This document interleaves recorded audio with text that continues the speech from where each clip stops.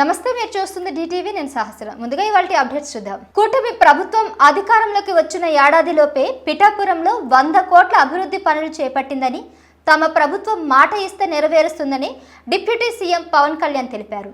స్థానిక ప్రజలు చిరకాల కోరిక అయిన 100 పడకల ఆసుపత్రికి నేడు శంకుస్థాపన చేసినట్లు వివరించారు. అలాగే పిఠాపురం మున్సిపాలిటీకి 3 కోట్లు మంజూరైనట్లు తెలిపారు. ఆర్థిక ఇబ్బందులున్న హామీల అమలును ముందుకు తీసుకెళ్లినట్లు చెప్పారు. బీఆర్ఎస్ రాజ్యోత్సవానికి ఆ పార్టీ రాష్ట్ర నాయకుడు రవి యాదవ్ షేర్లింగంపల్లిలో గులాబీ రంగులో అంబాసిడర్ కార్లు అందంగా ముస్తాబు చేయించారు. ఆయన నేతృత్వంలో సభస్థలికి వెళ్లేందుకు 25 కార్లను ఇలా సిద్ధం చేయించి అందరి దృష్టిని ఆకర్షించారు. రాజ్యోత్సవానికి అన్ని ఏర్పాట్లు పూర్తయ్యాయని, ఈ భారీ సభకు వెళ్లేందుకు కార్యకర్తలు ఆసక్తిగా ఎదురుచూస్తున్నారని తెలిపారు. ఈ నెల 27 తారీఖున వరంగల్ ఎల్కతుర్తిలో బీఆర్ఎస్ భారీ బహిరంగ సభ జరగనుంది. విజయవాడలో ఉగ్ర కదలికలపై పోలీసులు ఆరా తీస్తున్నారు. 2 నెలల కిందటే 4 Students Islamic Movement of India SIMI సానుభూతి పరుల గురించి కేంద్ర నిఘా వర్గాలు సమాచారం అందించగా మరో 6గురిని స్థానిక పోలీసులు గుర్తించారు. వీరు గొల్లపూడి, అశోక్ నగర్, లబ్బిపేట ప్రాంతాల్లో పనులు చేస్తున్నట్లు సమాచారం. ఇప్పటి వరకు ఈ 10 మంది ఎలాంటి ఉగ్ర చర్యలకు పాల్పడలేదని నిఘా ఉంచినట్లు పోలీసులు చెబుతున్నారు. మేడిగడ్డ బ్యారేజ్పై NDSA రూపొందించిన నివేదికపై మంత్రి ఉత్తమ్ కుమార్ రెడ్డి స్పందించారు. బ్యారేజ్ ఎందుకు పనికిరాదని NDSA తేల్చిందన్నారు. 1,00,000 కోట్లతో బీఆర్ఎస్ నాసిరకం ప్రాజెక్టు నిర్మించిందని మండిపడ్డారు. 1,000 కోట్లు దోచుకునేందుకు కాళేశ్వరం నిర్మించారని ఫైర్ అయ్యారు.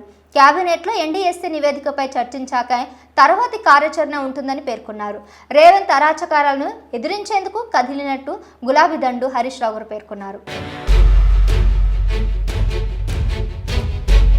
నాడు లంకలో రావణుడి అరాచకాలను అరికట్టడానికి రామదండు కదిలితే నేడు రేవంత్ అరాచకాలను ఎదిరించడానికి గులాబీ దండు కదిలిందని మాజీ మంత్రి హరీష్ రావు ట్వీట్ చేశారు.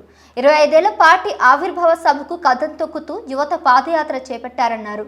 పురిటిగట్ట సిద్దిపేటలో 25 మీటర్ల గులాబీ జెండాను ప్రదర్శించినట్లు పేర్కొన్నారు.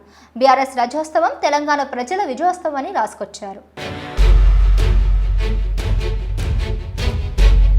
విడుదల రజనీపై ముందస్తు చర్యలు తీసుకోవద్దని, ఇదే సమయంలో 41A నోటీసులు ఇచ్చి విచారించాలని ACBని హైకోర్టు ఆదేశించింది. విచారణకు సహకరించాలని, కేసుపై బహిరంగ వ్యాఖ్యలు చేయొద్దని రజనీకి సూచించింది. శ్రీలక్ష్మి బాలాజీ స్టోన్ క్రషర్ యజమానిని బెదిరించి వసూళ్లకు పాల్పడ్డారంటూ రజనీపై కేసు నమోదు కాక ఆమె A1గా ఉన్నారు. ఇదే కేసులో అరెస్ట్ అయిన ఆమె మరిది గోపి A3 ముందస్తు బెయిల్ పిటిషన్ డిస్పోజ్ అయింది. ఏపీ సీఎం చంద్రబాబు ఢిల్లీలో ప్రధాని మోడీతో భేటీ అయ్యారు. మే 2వ తారీఖున జరగబోయే అమరావతి పునర్నిర్మాణ పనుల ప్రారంభోత్సవానికి ఆహ్వానించారు. అమరావతి నిర్మాణానికి తోడ్పాటు అందించాలని విజ్ఞప్తి చేశారు. అలాగే రాష్ట్ర పరిస్థితులతో పాటు పహల్గాం ఉగ్రదాడి గురించి కూడా ప్రధానితో చంద్రబాబు చర్చించినట్లు తెలుస్తుంది. రాష్ట్రంలో పలు జిల్లాల్లో వర్షాలు మొదలయ్యాయి. వికారాబాద్, సంగారెడ్డి, మెదక్, కామారెడ్డి, ఆసిఫాబాద్ జిల్లాలో వానలు పడుతున్నాయి. పలు చోట్ల ఈదురు గాలులు వీస్తున్నాయి. హైదరాబాద్ నగరంలో రాత్రి 7 గంటల తర్వాత వర్షం పడే అవకాశం ఉందని తెలంగాణ వెదర్ మ్యాన్ అంచనా వేశారు. మరి మీ ప్రాంతాల్లో వాతావరణం ఎలా ఉందో కామెంట్ చేయండి. పాకిస్తాన్లకు వెనక్కి పంపాలన్న కేంద్ర హోంమంత్రి అమిత్ షా ఆదేశాలపై తెలంగాణ డీజీపీ జితేందర్ స్పందించారు. తెలంగాణలో పాకిస్తాన్లందరూ కూడా వెంటనే ఇండియాను వీడాలని స్పష్టం చేశారు. ఈ నెల 27వ తారీఖున వీసాలు రద్దవుతాయని, మెడికల్ వీసాదారులకు ఈ నెల 29 వరకు గడువు ఉందని పేర్కొన్నారు. అక్రమంగా తెలంగాణలో ఉంటే చట్టపరమైన చర్యలు తీసుకుంటామని హెచ్చరించారు. కాగా హైదరాబాద్లో 200 మంది పాకిస్తాన్లు ఉన్నట్లు తెలుస్తుంది. ఇవి వాటి అప్డేట్స్. మరిన్ని అప్డేట్స్తో మళ్ళీ కలుద్దాం.